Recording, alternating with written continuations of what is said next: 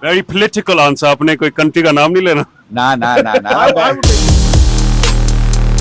Welcome back to Universal Sports. We're live and direct from Islamabad. We know that Pakistan are out of the ICC Champions Trophy, but for us, the inquest only begins right now. We want to talk about the history of the ICC Champions Trophy. What history is it going to leave for Pakistan? A little bit about the performance, but before we do anything, let's find out a little bit more about you. Do you want to just? Most people you might recognize him already, but I'll let you introduce yourself and just to let the viewers a little bit know about yourself. Yeah, I'm Raja Faisal, and obviously I'm working with the PDV World, and I'm a geopolitical analyst. And the majority of the people who see me, I'm always talking about the geopolitics, but this is the obviously first time when I'm talking about something related to cricket, and I think it is very important to talk about it. Reason being, not about the Pakistan cricket team because they haven't been playing well lately.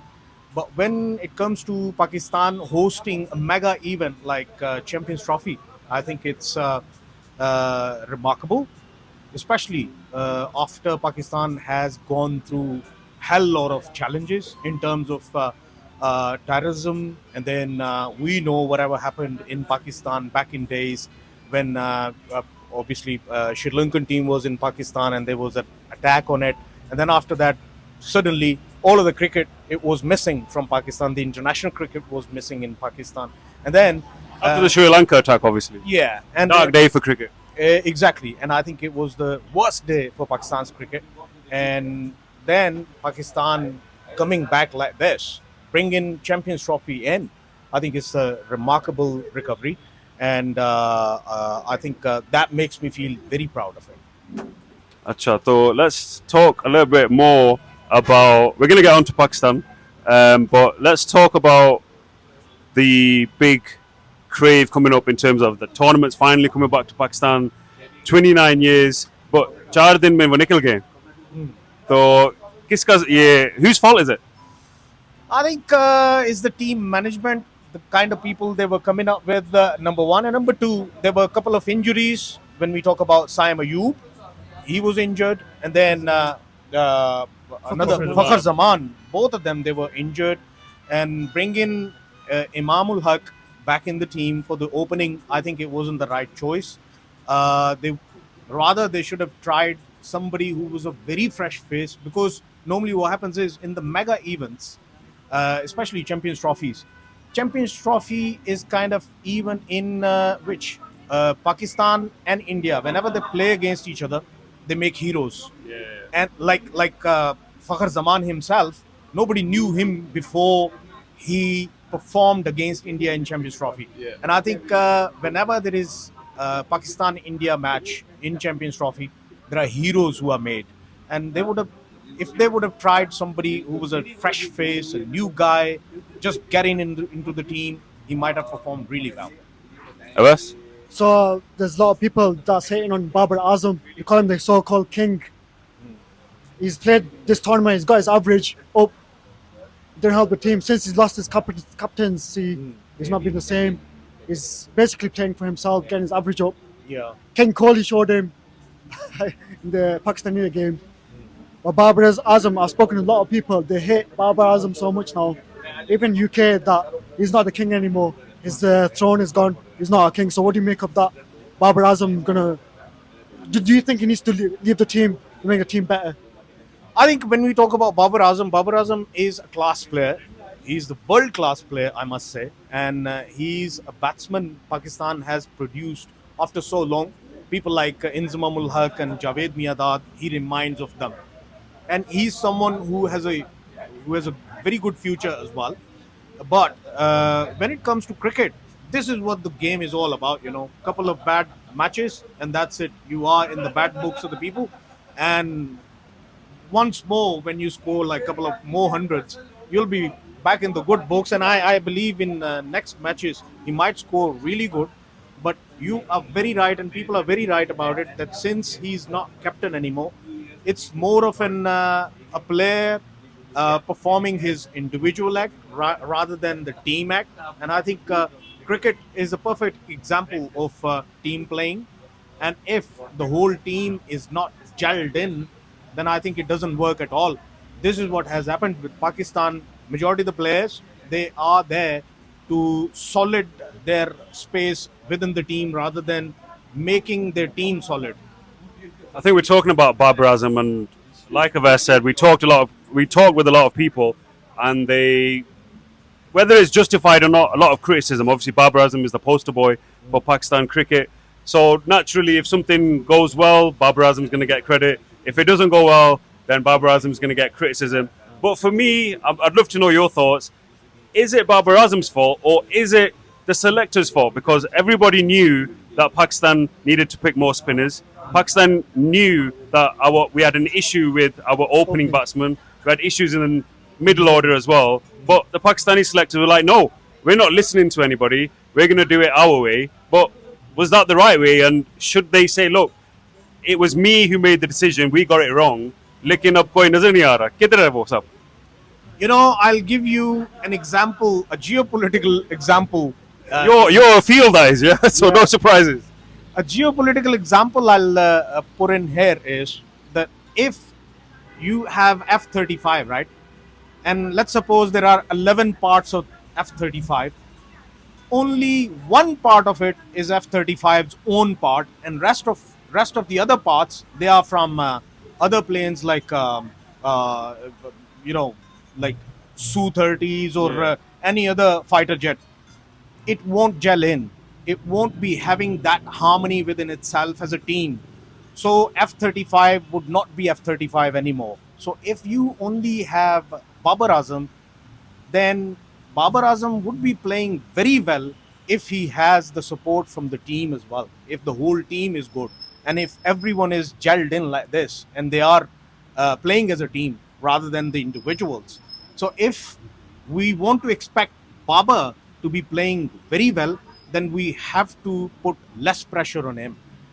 Everyone expecting from him to be playing really good, it means that we are putting him under pressure. Yeah. So when he's under pressure, I don't think he would be performing really well. It's like the example of Virat Kohli.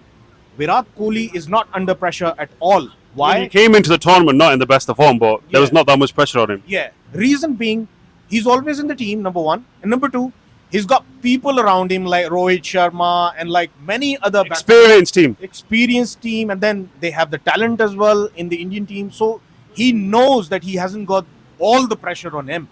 So expectations, they are always there from the good players in a big match. But when it comes to keeping them at ease, I think that's what matters. Kohli was at ease, he performed. Babar wasn't at ease at all, he didn't perform. So Pakistan versus Bangladesh on Thursday is going to be a dead rubber game. Pakistan out, but I think the environment is going to be so hostile. So like people. It's been good for us though. It's been good for us, but our content. But they're going to get so much stick. The Pakistani players, even if they win the game, the tournament, the host nation, our group stages, they will make it to the semi-final, which was confirmed yesterday when New Zealand beat Bangladesh. But that's going to be a big game now. Not for Pakistan, but for the people. They want to go to that game now just to give him stick. It's going to be so hostile. Like so many angry people are going to turn up now. I don't know if eggs or tomatoes or slippers going to be thrown on the pitch. But security needs to be tightened for that game.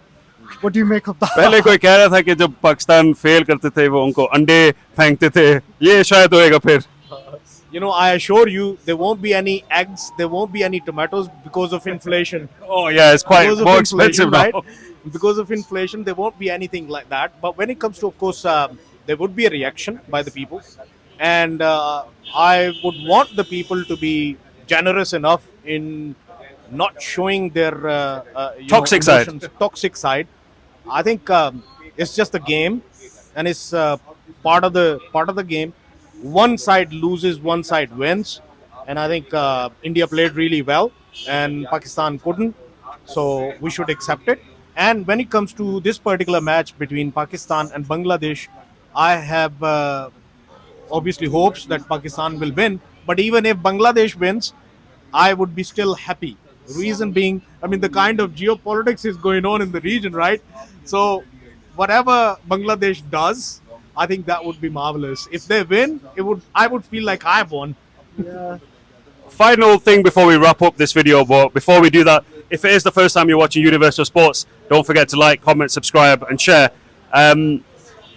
Final question, we want to get another guest here as well. Sir, Pause हम कर सकते हैं बाद में. no, no. हाँ. आखिरी question फिर bye से पूछे. Exactly what we are talking about after Yeah. losing the championship. Yeah, that is what we So- were talking about.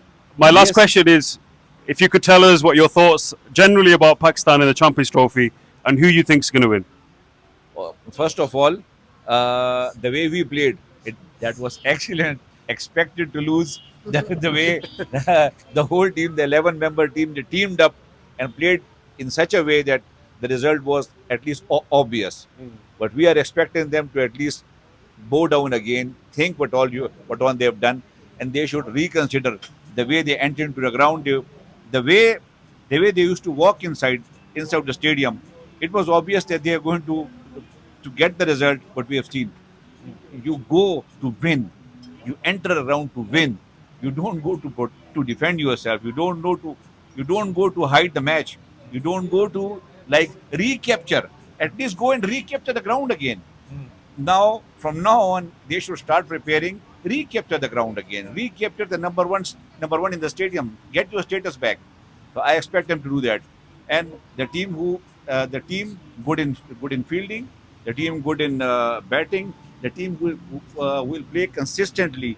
I think they are going to win, and that is it. They started with the goal, they enter the ground with the goal, and they will win, and that is it. Very political answer. आपने कोई country का नाम नहीं लेना. Nah. I would take the name. Because I Australia.